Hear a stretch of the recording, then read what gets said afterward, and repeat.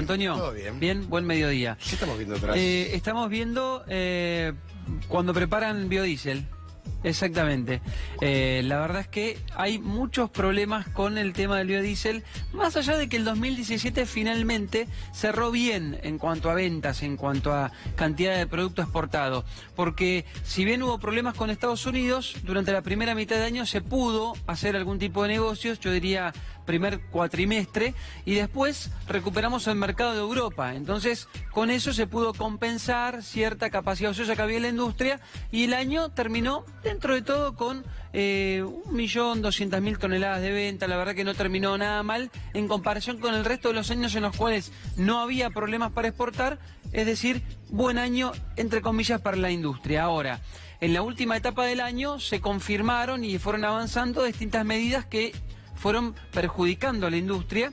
¿Por qué? Porque Estados Unidos puso aranceles muy altos. Primero lo hizo de manera provisoria y después fue confirmando distintos reclamos que hubo de parte de los propios productores estadounidenses que protegen su mercado. Claro, cerrados. Cerrados, exactamente. Aparte se agarran del American First de Donald Trump. Ahora tengo una pregunta. Y tratan de proteger sus fuentes. ¿El comparador de esto es Estados Unidos? Hay dos. Estados Unidos y la Unión Europea, exactamente. Ese es el gran punto, ese es el gran tema. No hay tantos compradores en el mundo, no hay tantos países que requieran una cantidad importante de biodiesel. Es decir, Argentina es uno de los productores más grandes del mundo, Estados Unidos también produce, Europa también produce, en parte se autoabastecen, pero Argentina tiene un consumo relativamente bajo de biodiesel y el resto lo exporta. De hecho, hay empresas que producen solo para el exterior, porque hay algunas que lo hacen para el mercado interno. Así que, como es un gran productor, tiene una capacidad muy grande instalada en Rosario,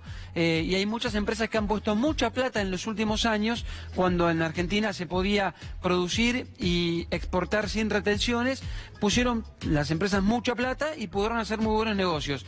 Después, con los esquemas de retenciones diferenciadas, empezaron los problemas. Y eso es justamente lo que aduce Estados Unidos, que Argentina de alguna manera subsidia la producción local con ese esquema de retenciones diferenciadas, porque si bien ahora empezó un esquema de reducción gradual para el poroto de soja, se mantienen, son altas, y también mantiene retenciones para el aceite de soja, que es el principal insumo para hacer el biodiesel. Entonces, lo que dicen Estados Unidos es que estamos subsidiando. Y atención con que lo que pueda llegar a reclamar Europa también en lo próximo, porque hay retenciones del 8% para exportar biodiesel, retenciones que pone la Argentina, que antes eran del 0%, y puede llegar a complicarse de alguna manera por baja rentabilidad el negocio hacia Europa. Claro, pero ¿por qué poner una retención donde tenés que pelearla? ¿No es medio ridículo? Bueno, pero la semana pasada me decías por qué no le bajaban la retención al poroto. No, es otra cosa, pero acá digo, acá. No, no es otra cosa. Fíjate que es la herramienta que usan en el resto del mundo para decir que la Argentina subsidia su producción. No, que subsidia la producción, que vende muy barato el resto del mundo. Que lo vendan barato, mejor, pero vendan. Bueno, pero ¿qué pasa? Cuando tenés ese tipo de diferencias, van ante la OMC y te hacen un reclamo. Lo hizo Europa, la resolución duró unos 4 años prácticamente, finalmente nos dieron la razón. Por ese motivo Argentina, por el tema de Estados Unidos, confirma que vuelve al organismo de resolución de diferencias de la OMC, ya pone los papeles, pero a esperar. 3, 4 añitos, no te y él mientras tanto no te lo paga nadie, ese es el gran problema. Hablamos de la ola de calor en el campo. Ola de calor en el campo, bueno, gran peligrosísimo. Problema. Sí, viste, estaban recién hablando de la ola de frío en Estados Unidos, pero muy cerquita de acá tenemos una ola de calor muy importante que está complicando las labores de siembra, fundamentalmente en la zona centro de la Argentina. ¿Qué pasa cuando tenés altas temperaturas o poca lluvia, como está ocurriendo ahora? Primero, llueve poco, ¿sí?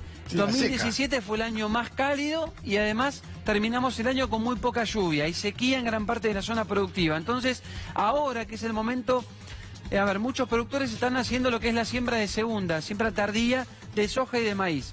Ya sembraron hace algunas semanas la soja de primera.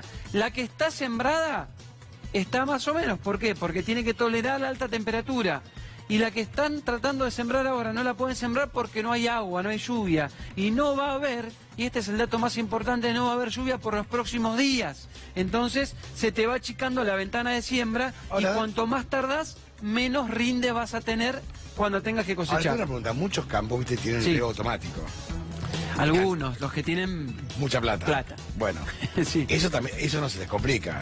No, eso no se les complica, pero pensá que la superficie de riego de la Argentina, en cuanto a la superficie total agrícola, es del 5%. Eso es un dato fundamental. No, es muy baja, es muy baja. Se habló, viste, que era un 20, en un momento, sí. Es el 5%. No, es el 5%, se habló de empezar a avanzar. Lo que pasa que en este tipo de cultivos es carísimo. Es muy caro porque las superficies son muy grandes. Pensá que solamente de soja en la Argentina hay 20 millones de hectáreas para sembrar. Olvidate. Solamente de soja. Si sumás a eso el maíz, otras 5 millones, el trigo, otros 5, digamos, trigo, maíz, girasol, el resto, estás arriba de las 30 millones de hectáreas que no podés de ninguna manera trabajarla con riego artificial. No, tiene que ser subterráneo, que es carísimo. Digo, riego puesto por el hombre, riego artificial, que es muy caro, es muy caro. Subterráneo es carísimo. Va para algunas actividades de las economías regionales, la vitivinicultura, por ejemplo, algunas otras. El de aire desperdicia mucha agua, claro. Tampoco es bueno. Pero es caro.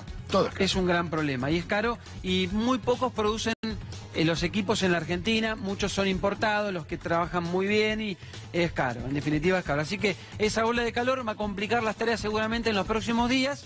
Yo diría que muchos estén mirando bien, y atención porque Chicago todavía en cuanto al precio no reaccionó, porque esto que está pasando en Argentina pasa también en Brasil, que son grandes productores del hemisferio sur de soja.